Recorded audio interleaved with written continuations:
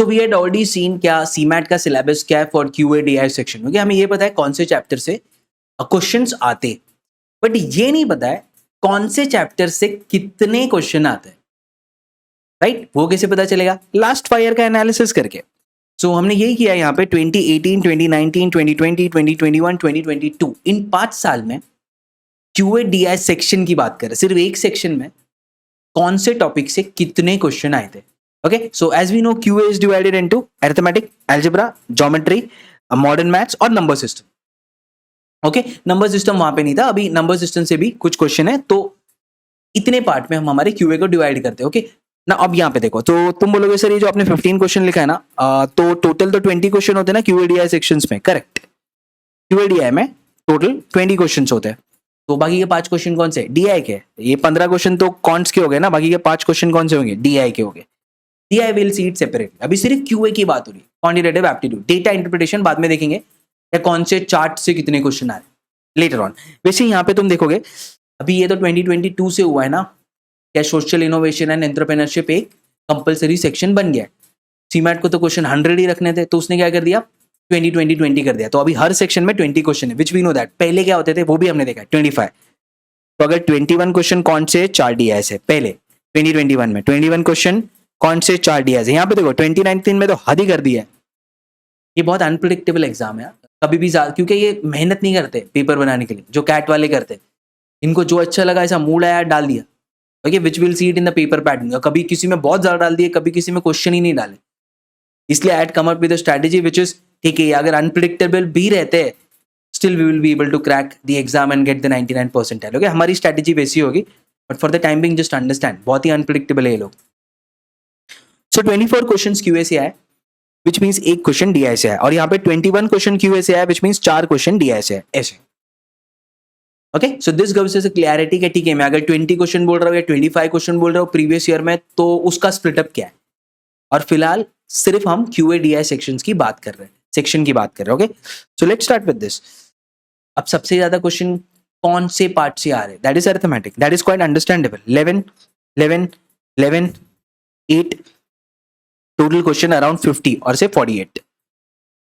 Okay, 100 question जो last 5 साल में आए सिर्फ QA से, नॉट DI, उसमें से 50 क्वेश्चन अरिथमेटिक से थे।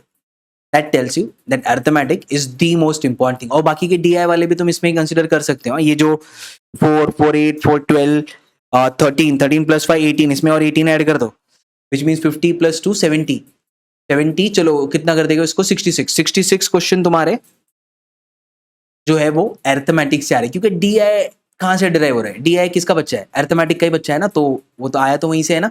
ओके, सो इतना इंपॉर्टेंट हो जाता है हमारा अरिथमेटिक। ओके, इसलिए जब हम अरिथमेटिक स्टार्ट करेंगे, will understanding it in a holistic point of view. या परसेंटेज से ही SICI कैसे डिराइव हो रहा है, परसेंटेज से ही प्रॉफिट एंड लॉस कैसे डिराइव हो रहा है, परसेंटेज से ही रेशियो कैसे आ रहा है, परसेंटेज से एवरेज कैसे आ रहा है, एवरेज से मिक्सचर एंड एलिगेशन कैसे आ रहा है, वहीं से time speed distance time and work कैसे आ रहा है। तो सब इंटरकनेक्टेड है हमारे लिए, सब कुछ एक ही है। Okay, so that is why this topic is very very important, arithmetic. ये हर स्पीड बेस्ड एग्जाम के लिए, take it your MHCT, take it your NMAT, take it your IIFT, हर एक स्पीड बेस्ड एग्जाम का यही है rule, arithmetic very very important. ठीक है, सो वी अंडरस्टूड दिस। अब ये नहीं पता, बट ठीक है, बाकी के चैप्टर्स बाद में देखते हैं, पहले अरिथमेटिक को अच्छे से समझते हैं ना।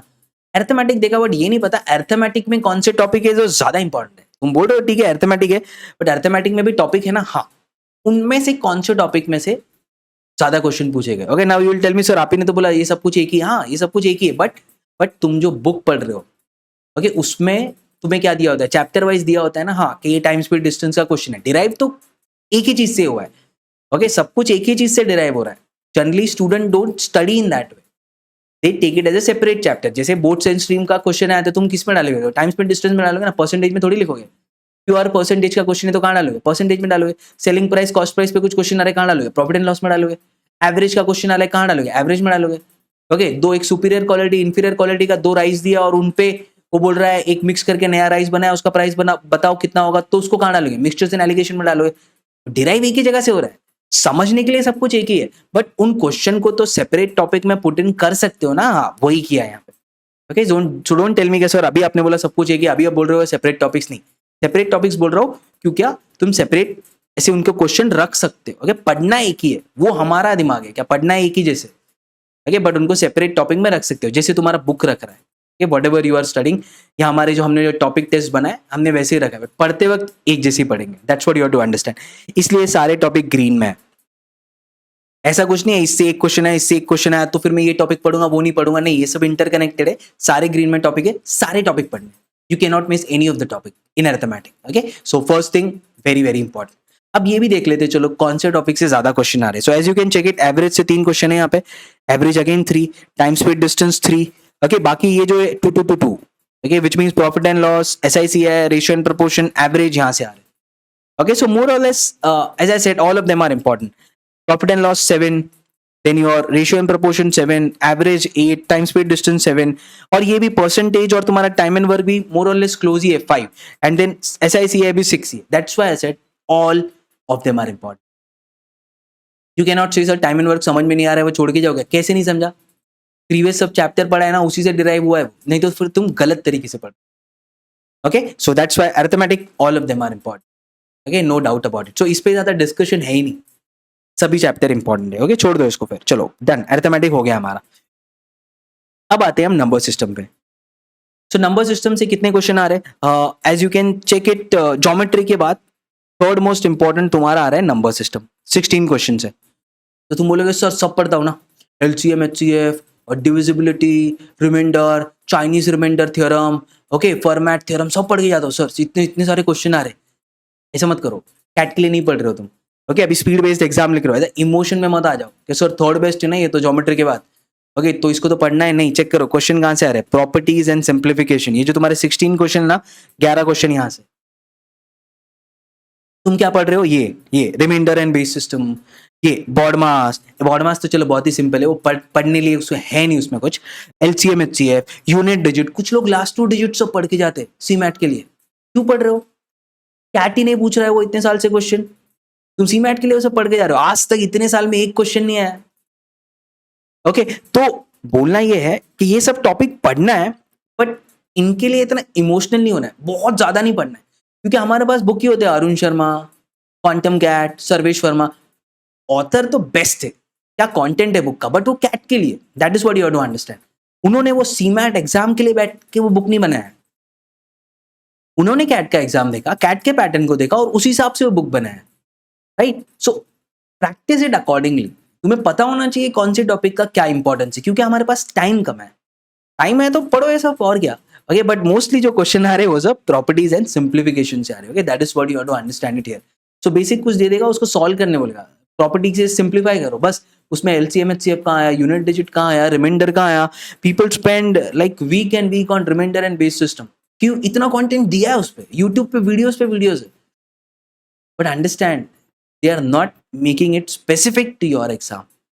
ओके, ऐसा ऐसा इतना ही एनर्जी है तो पुट इट इन GK ना, put it in social innovation and entrepreneurship ना, जहाँ पे जरूरत है एनर्जी और टाइम का, गलत जगह पे टाइम और एनर्जी स्पेंड नहीं करना है। Okay, that is why this workshop, as I said, is only for CMAT exam. Okay, and we are focusing on the right topic so that we go in the right direction. So clear है? Okay, बाकी सब ज्यादा नहीं पढ़ना है, properties and simplifications ही पढ़ना है, बाकी सब हम देख लेंगे, ऊपर ऊपर से देख लेंगे। क्या इस पे 1-2 क्वेश्चन, कभी अनप्रिडिक्टेबल है ना एग्जाम, कभी दे दिया इस साल बोर्ड मार्क्स पे 2 क्वेश्चन तो आया नहीं आज तक, बट दे दिया तो MHCET में तो ये बहुत ज्यादा इंपॉर्टेंट टॉपिक हो जाता है, 5 क्वेश्चन आते हैं। ओके, तो शायद दे दी यहाँ पे, तो पता होना चाहिए कि क्या है, क्वेश्चन आ गया तो सॉल्व हो जाना चाहिए, बट डिटेल में नहीं जाना है। That's what I am saying. Okay, time waste नहीं करना है। So this completes our number system as well. Let's come on to the next topic which is our geometry and mensuration.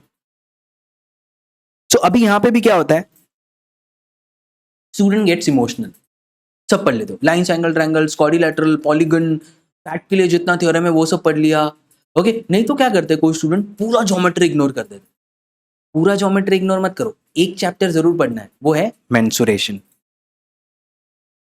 Check it, 18 में से 10 question तो mensuration से ही आ रहे हैं। Okay, अब ये MHCET हो या CMAT हो या IBPS PO का एग्जाम हो या कोई भी स्पीड बेस्ड एग्जाम हो, वो यही करते हैं ज्योमेट्री के साथ।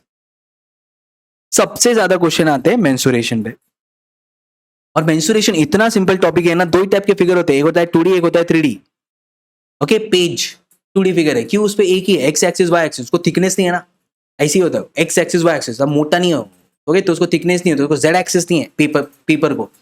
2D फिगर है, 2D फिगर कितने टाइप के होते हैं?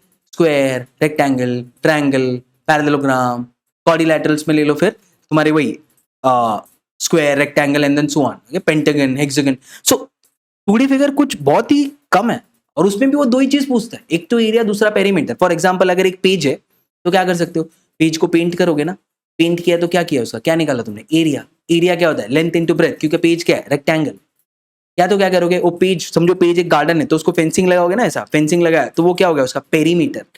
इन शॉर्ट एक ऐसे समझो, एक स्ट्रिंग है, एक ये स्ट्रिंग है, उससे मैंने एक रेक्टेंगल बनाया, ओके, या उससे मैंने एक सर्कल बनाया, एक सर्कल बना रहा हूं तो क्या हो रहा है, वो स्ट्रिंग जो है वो उस सर्कल का पेरीमीटर है। अगर वो सर्कल एक गार्डन है तो उसको फेंसिंग जो है वो स्ट्रिंग लगा रहा है, राइट। सो वो स्ट्रिंग का लेंथ कितना होगा, दैट इज पेरीमीटर। बस दो ही चीज पूछते हैं, एक है पेरीमीटर, दूसरा एरिया, खत्म हो गया चैप्टर।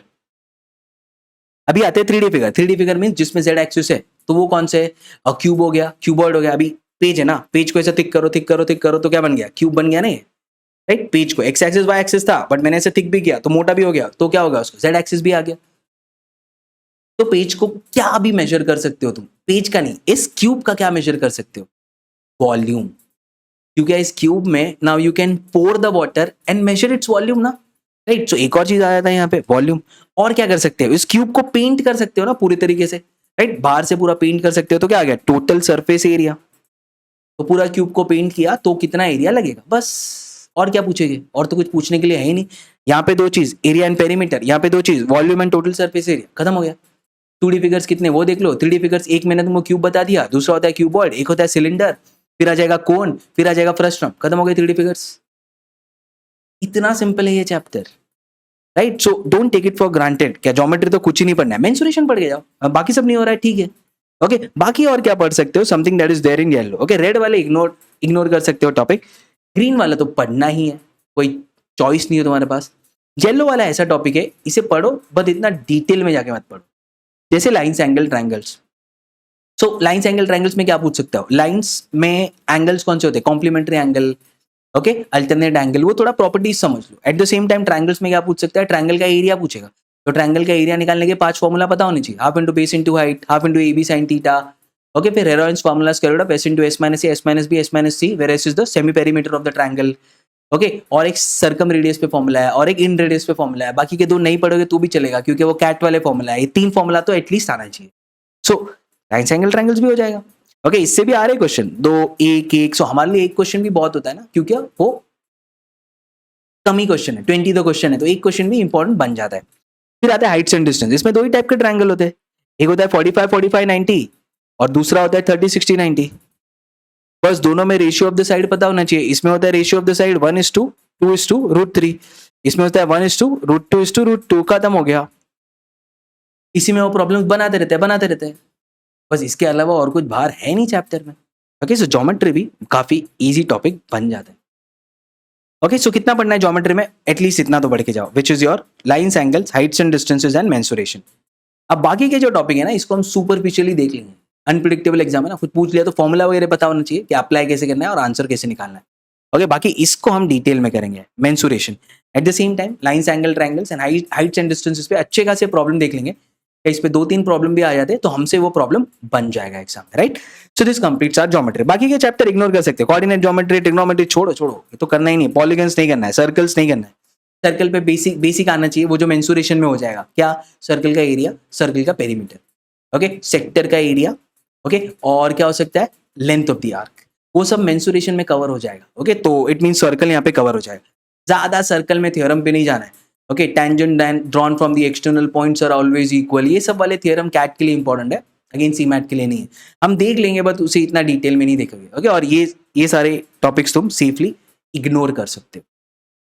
क्वाड्रिलैटरल्स में जैसे वही आएगा, वो जो मेंसुरेशन में कवर हो जाएगा। क्वाड्रिलैटरल्स क्या, 4 साइड वाला फिगर, क्या हो सकता है, रेक्टेंगल हो सकता है, स्क्वायर हो सकता है, रोम्बस हो सकता है, काइट हो सकता है।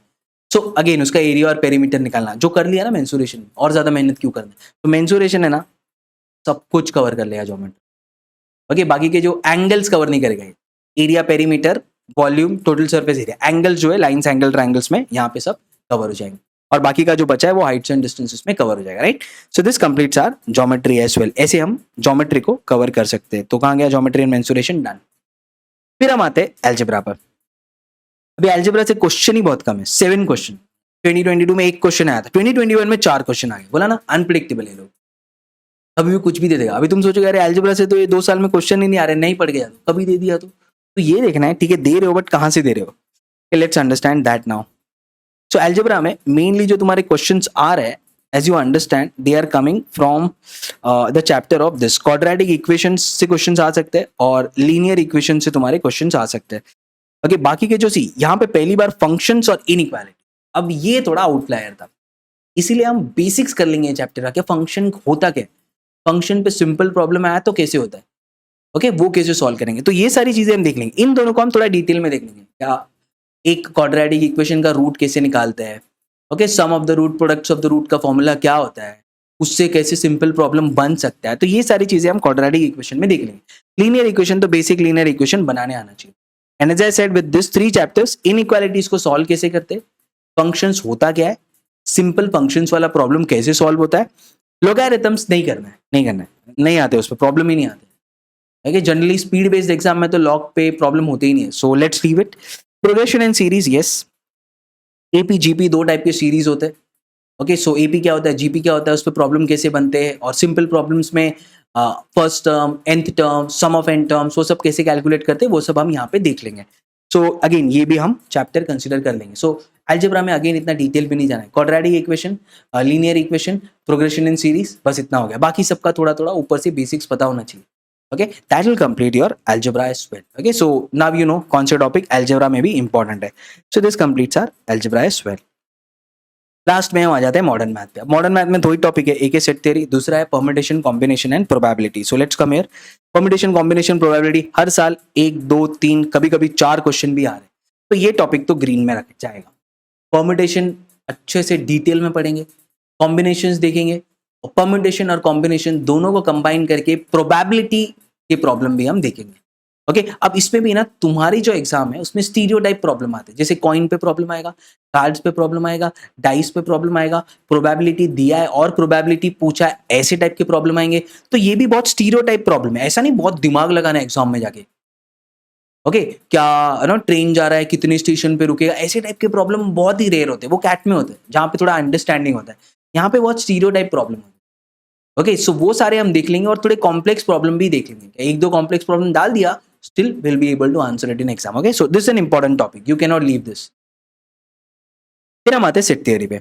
अब सेट थ्योरी जो है ना उस पे एक ही क्वेश्चन है, but slab put it in yellow. Okay, क्योंकि ये हमारे रीजनिंग में भी होता है, और बाकी सारे जो स्पीड बेस्ड एग्जाम है ना उसमें सेट थ्योरी पे बहुत क्वेश्चन आते हैं। MHCT बोल दो, एनमैट बोल दो, IBPS PO बोल दो, सेट थ्योरी से बहुत क्वेश्चन होते हैं। Okay so we can not leave this topic, और ये टॉपिक बहुत ईजी है, लॉजिक से बहुत आसानी से सॉल्व होता है, और इसी टॉपिक से हम वेन डायग्राम के क्वेश्चन भी सॉल्व कर सकते हैं। Okay, so that is what makes this topic very, very important. Okay, so we'll be studying this in detail, which is the topic of set theory. Okay, this completes our modern maths as well. Modern maths simple है, set theory and permutation, combination, probability दोनों ही topic important है, permutation, combination and probability ज़्यादा important है। So this tells us that कि arithmetic में ना हमें कैसे पढ़ना है, how do we learn in arithmetic।